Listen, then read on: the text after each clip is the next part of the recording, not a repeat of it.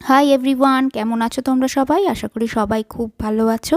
আর আজকের ভিডিওর টাইটেল আর থাম্বনেল দেখে তো বুঝতেই পেরে গেছো আজকের আমার দিনটা ভীষণ ভীষণ ভীষণই স্পেশাল একটা দিন।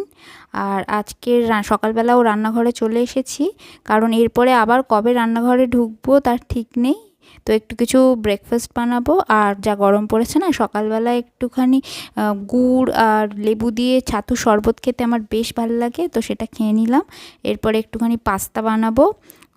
পাস্তা তো সিদ্ধ করতে বসিয়ে দিয়েছি আর এগুলো কেটে নিয়েছি। আর আমার পাস্তা রেডিও হয়ে গেছে, এবার ওকে ব্রেকফাস্টটা দিয়ে দিই।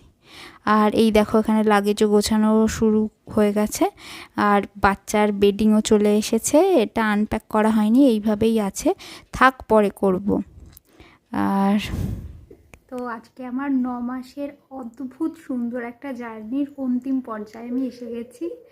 আজকেরই ফাইনালি আমার হসপিটালে অ্যাডমিশন আছে।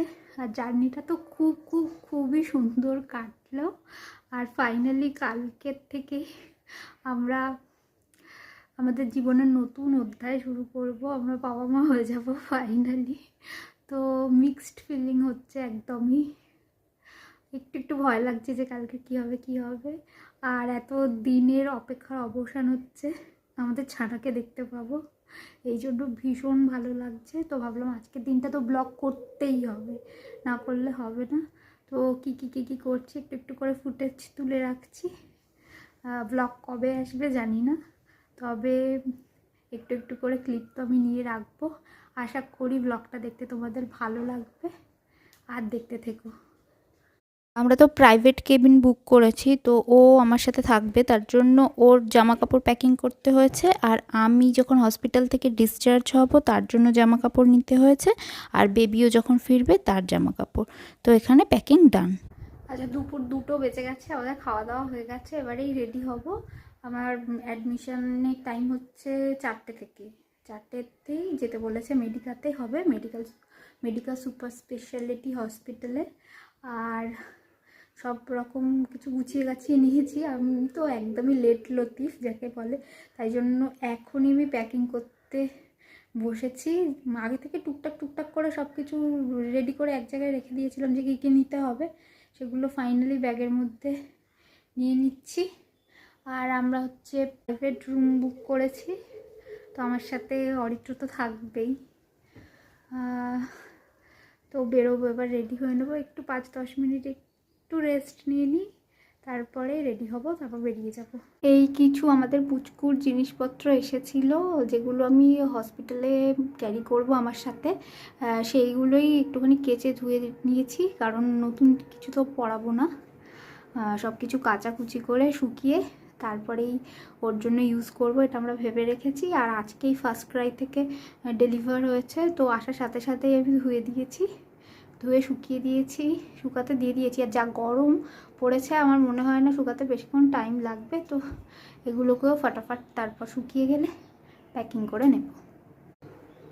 যদিও কি বলো তো, সবাই বলে যে মানে জন্মের আগে কিছু কেনাকাটা করতে নেই, আমরাও সেটাই করব ভেবেছিলাম, কিন্তু তারপরে মানে ভাবলাম যে কিছু জিনিসপত্র আগে থেকে প্রিপেয়ার হয়ে থাকাই ভালো, নয়তো যদি অসুবিধায় পড়ি তখন কে ছুটবে, কে কি করবে, কখন কাচাকুচি করে কি মানে রেডি থাকবে না থাকবে, কীরকম পরিস্থিতি থাকবে, সেটা তো আমরা এখন থেকে জানতে পারবো না, তাই জন্যই আগে থেকে এটা করে নিয়েছি।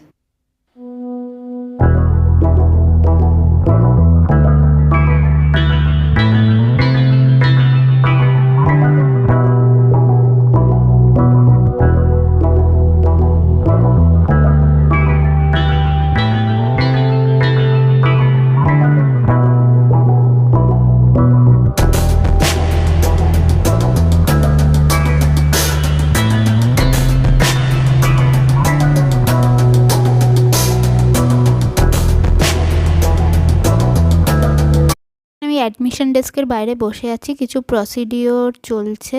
আর ফাইনালি আমাদের সিঙ্গেল কেবিন আমাদেরকে দিয়ে দিয়েছে, আর কেবিনটা বেশ সুন্দর ছিল, এখান থেকে বেশ একটা ভালো ভিউ পাওয়া যাচ্ছিল মুকুন্দপুরের। আর এই বেডটা হলো অরিত্রর। কেবিনটা বেশ সাজানো গোছানো, বেশ ভালোই লেগেছে আমার। আর এই হলো বেল, যেটা বাজালেই 2 মিনিটের মধ্যে নার্সরা অ্যাটেন্ড করতে চলে আসবে। কেবিনে দিয়ে দিয়েছে আমাকে, বসে আছি। আর বাবা মা বোন এসেছে, ও ওদেরকে আনতে গেছে। তো এখন একা একাই বসে আছি, এখনো বুঝতে পারছি না কালকে কি হবে কি না হবে। ভালো লাগছে এখনো পর্যন্ত। এখানে আমাকে ট্যাগ লাগিয়ে দিয়েছে, এটা এখন 4-5 দিন আমাকে পরেই থাকতে হবে। আর এটা হলো আমার বেড, আর আমাকে এখানে ড্রেসও দিয়ে দিয়েছে যেটা পরে আমাকে এক্ষুনি রেডি হয়ে যেতে হবে। আর এই হলো আমি রেডি। আর যে কদিন এখানে থাকবো সে কদিন কিন্তু এরাই আমাকে ড্রেস প্রোভাইড করবে, সেটাই আমি পরবো। আমার বাড়ির কিছু আমি পরতে পারবো না। কেবিনে টিভিও আছে, তবে এখন আমরা তো কেউ টিভি দেখি না, যেটা লাগবে না। আর এই হলো মেনু কার্ড, মানে অরিত্র তো খাওয়া দাওয়া প্যাকেজের মধ্যে ইনক্লুড না, তো এখান থেকেই দেখে ও বুক করে দিলে খাবার দাবার দিয়ে যাবে, তবে বাইরের খাওয়ার অ্যালাউ না। এখানের ক্যান্টিন থেকে কিন্তু খাবার দাবারটা অর্ডার করতে হবে। বোন আজকে আমার সাথে দেখা করতে আসতে পারেনি, তাই অরিত্রই কেবিনের ডেসক্রিপশন ওকে দিয়ে থাকবে দিল। তোমার দিদি, এই যে থাকবে ও, আর আমার জন্য চওড়া স্পেশাল গদিওয়ালা বেড, এটাই থাকবো আমি। আর বাইরের ভিউ এইটা, এই যে তোমার মা দেখে চলে গেছেন, আমরা তিনজনে এখন এখানে একটু গল্প করছি। এখন রাত 9:45 মতো বাজে, আমাদের ডিনার র্যাপ আপ হয়ে গেছে, আর আমাকে 8 ঘন্টা না খেয়ে থাকতে হবে কালকের জন্য। আর হচ্ছে সকালবেলা শুধু 1 সিপ জল দিয়ে একটা প্যান 40 খেতে হবে। তো কালকের দেখা হবে। আমার কেবিন থেকে শহর কলকাতার এই অপূর্ব সুন্দর ভিউ দিয়েই শুরু হয়েছিল নববর্ষের শুভ সকালটা।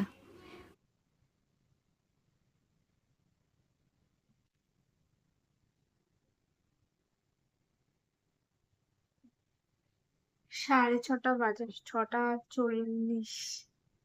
আমার ব্রাশ হয়ে গেছে, বা স্নান টান করে রেডি হব আজকের জন্য। আমার 10টা থেকে ওটি আছে। আর এখানে আমি স্নান টান করে একদম রেডি হয়ে গেছি, 7:30 মতো বাজে। আমার ওটির টাইম হচ্ছে 10টা। ওটি গাউন পরেও রেডি হয়ে গেছি, এখন আর কিচ্ছু খাওয়া যাবে না। বলো, ভালো করেছে নাকি বাজে করেছে?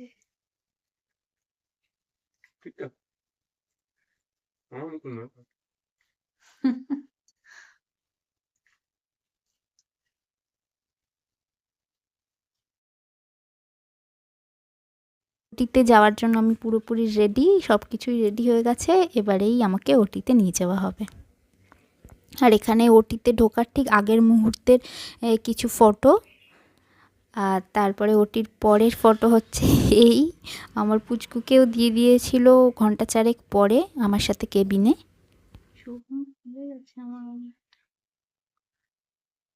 ওটির পরের দিনের সকাল, যেখানে আমি বেশ ফুলে গেছি।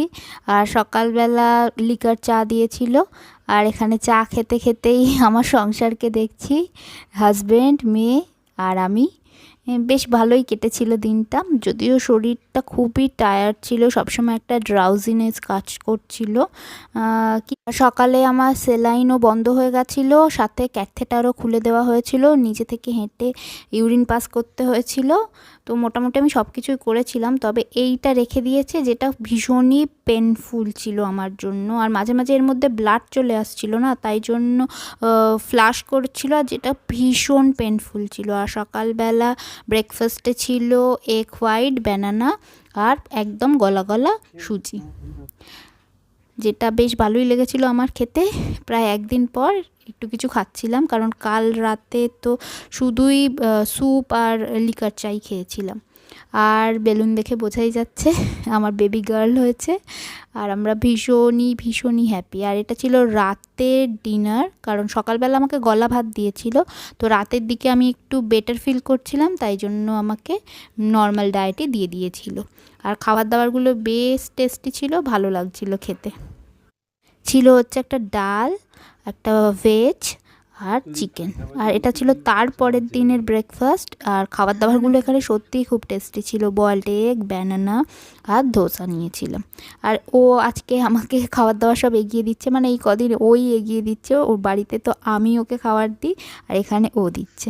আর এটা হচ্ছে আমাদের ডিসচার্জের দিন। ডিসচার্জ দিয়ে দেবে, তাই জন্য খুব ভালো লাগছে। বাড়ি যাবো অনেকদিন পর, আর আমি বেশ ভালোই সারছি, হাঁটা চলা করতে পারছি, নিজে নিজে ওয়াশরুমে যেতে পারছি। ব্যথা যন্ত্রণা আছে সামান্য, ওটা সহ্য করা যাচ্ছে না।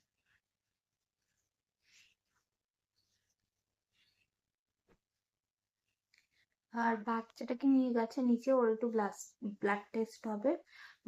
ওকে যদি ফিট রিপোর্ট দিয়ে দেয় তাহলে আজকে আমরা বাড়ি যেতে পারবো। ওটা নিয়ে একটু চিন্তা করছি, যেন সবকিছু ঠিকঠাক থাকে। মোটামুটি আমার সাথেই দিয়ে দিয়েছিল, আমার সাথেই ছিল 4 দিন। আশা করি সবকিছু ঠিকঠাক থাকবে। তবে রাত্রিবেলা খুব কাঁদছে, বুঝতে পারছি না যে কখন খিদে পাচ্ছে, কখন কি হচ্ছে। ওটা নিয়ে একটু চিন্তায় আছি যে বাড়ি গিয়ে ঠিক করে সামলাতে পারবো কিনা। এখানে তো সব নার্সরা ছিল, সবাই ট্রেন্ড, ভীষণ সুন্দর করে হ্যান্ডেল করছিল, তাই জন্য চিন্তা ছিল না। এবার বাড়িতে নিয়ে গিয়ে আমি ঠিকঠাক করে করতে পারবো কিনা সেটা নিয়ে একটু প্যানিক হচ্ছে, এটা নিয়ে একটু চিন্তা করছি আমি। ফাইনালি বাড়ি যাওয়ার জন্য রেডি। তো আজকের ব্লগটা এই পর্যন্ত। ভালো লাগলে please like, share and subscribe to my channel. By.